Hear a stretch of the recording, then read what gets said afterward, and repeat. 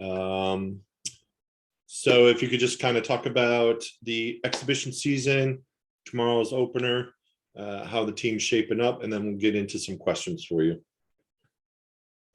Yeah, I mean, the exhibition game was really good. It was fun to actually go out there and play in front of live actual people in the stands.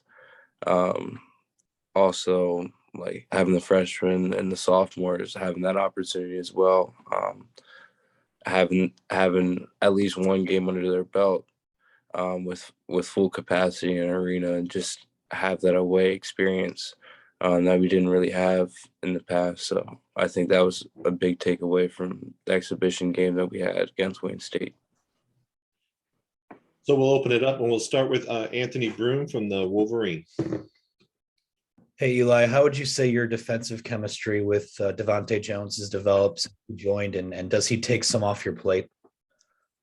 Yeah, I mean, Devontae's a really good defender. But him coming from a different school, they had different principles. I mean, he's a really good defender, but there's just different concepts between Coastal and our defense. So he's been picking up really well. And it's nice to have someone out there that's that likes to play defense, is really good at it. So it does take a lot off my plate. Next up is Daniel Dash from the Maize and Blue Review. Hey, Eli.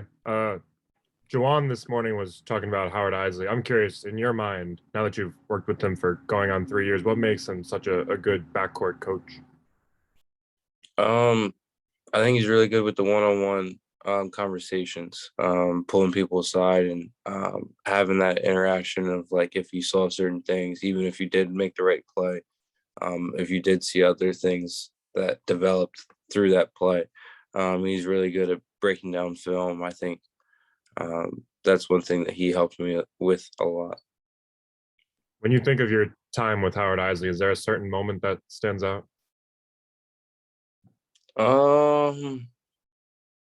Not particularly. I can't think of a story right now. Next up is Andrew Kahn from MLive.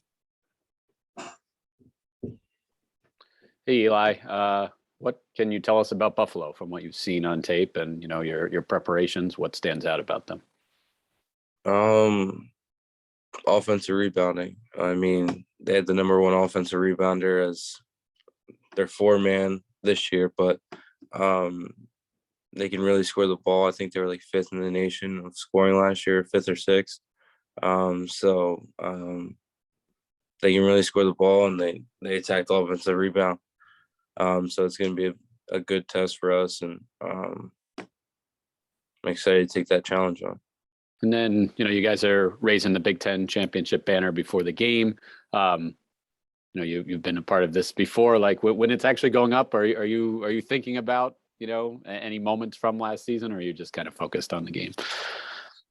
I mean, I'm pretty sure they're going to show a video with it. So I think that helps bring back some of the memories that you kind of overlook throughout the season, and some of them that you forget.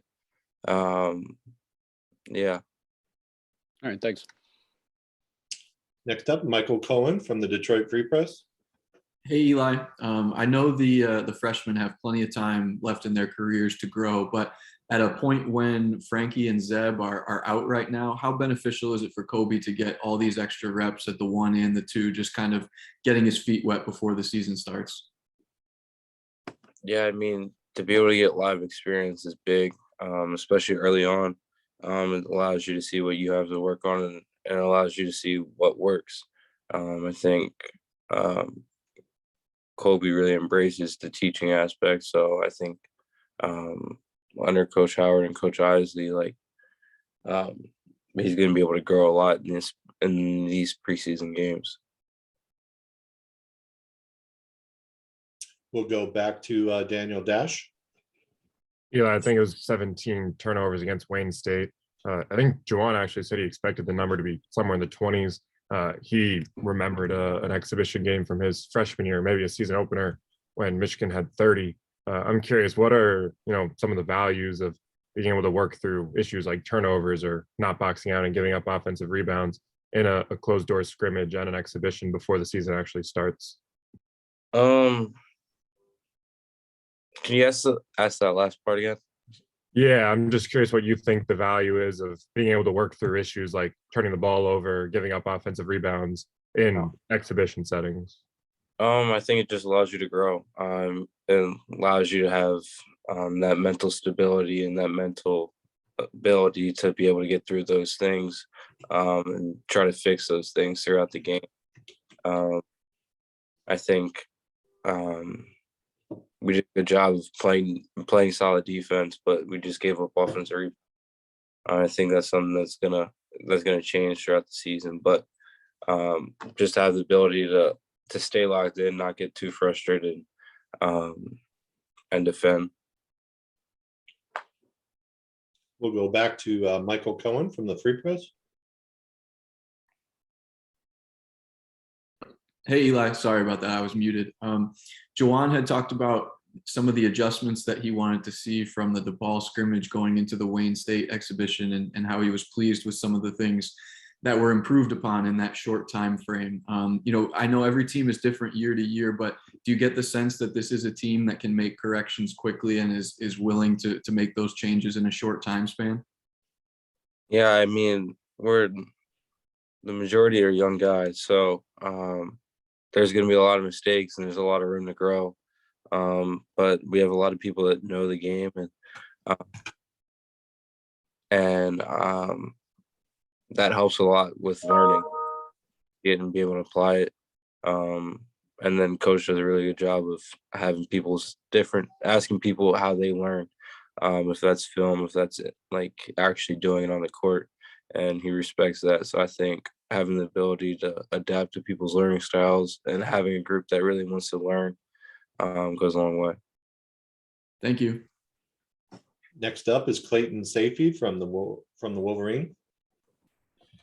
Eli, with Devontae being known as such a good rebounder, we saw it a little bit the other night as well. What does that do for you guys in being able to just kind of run down and get in a lane and get out and transition? And with him at the point, do you feel like you guys are going to be able to run a little bit more this year?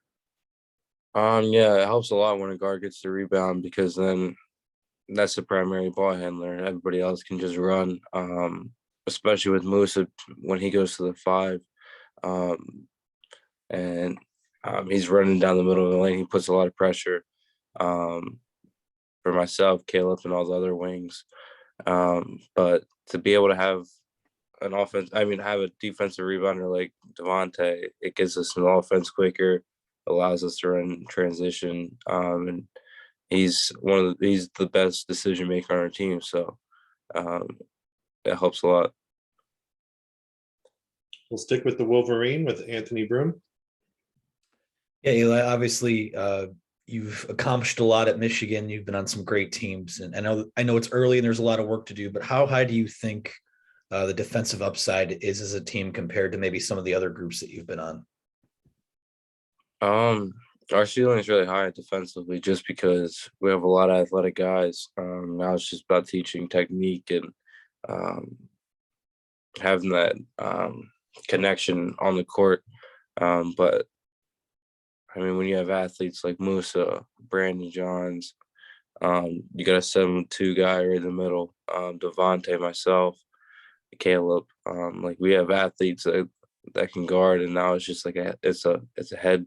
Like you have to buy into it, because we have the pieces to be the best defensive team in the country. But it's just buying the defense, buying the different teaching techniques. So. Next up is Audrey Dahlgren from WLNS. Hi, Eli. One of the things, I don't know, maybe you've been asked this already, but what did you learn the most, or what do you think you guys learned the most about yourselves from that first exhibition game, playing somebody else for the first time? And then I have one more after that question. I think the ability to score the ball. We have a lot of people that can score the ball. And how unselfish people are. You never really know in practice because everybody knows the sets, and you don't really know how they're gonna look against other people, but be able to play offense against different people that you don't see every single day was good. And when you can score the ball, like you have a good chance of winning a lot of games if you buy it defensively. So I think that was nice to see. And then as you get ready to face Buffalo, you also get to have the Big Ten banner ceremony. What are you looking forward to the most when it comes to that? What kind of night do you think that will be for you guys? I just remember the last banner raising, like it's special to see the highlights throughout the season. Like I said, you miss out on a lot of little details, and those videos bring up a lot of memories that you forget about.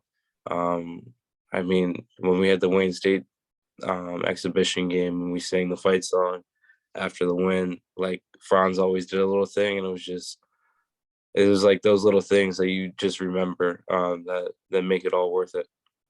Thank you. We'll go back to Michael from the Free Press. Hey, Eli, I just wanted to follow up on the answer you gave about defensive upside for this team. When you have the type of size and rim protectors like you guys do with Hunter and Musa, and sometimes playing both of them together, does that allow you and Devontae and the other guards to have any extra freedom to go after steals or play the passing lanes more, just because you know what's behind you? Yes, but no. I mean, we teach like being solid, but I mean, it's always in the back of your mind. Like when Musa is at the 5 or the 4 and the Hunter's there. Musa is a really good shot blocker, so it definitely takes a little pressure off, but and try to stay as solid as possible. Thank you. We'll go back to Daniel Dash with Maize and Blue Review. Eli, what did Franz do during the fight song? Right in the middle, he would always say "Go Blue," and it was just a little thing that like you don't really think about until it's not there, and it was just kind of sad afterwards, even though we won, that he wasn't there. I know a lot of guys right now are in season with the NBA or the G League, but are you expecting any former teammates back for the banner raising tomorrow? I was actually gonna text a couple of them tonight, but I'm not sure. I know Luke CJ, Rico, and Austin Davis will be there for sure. I'm just not sure about the others.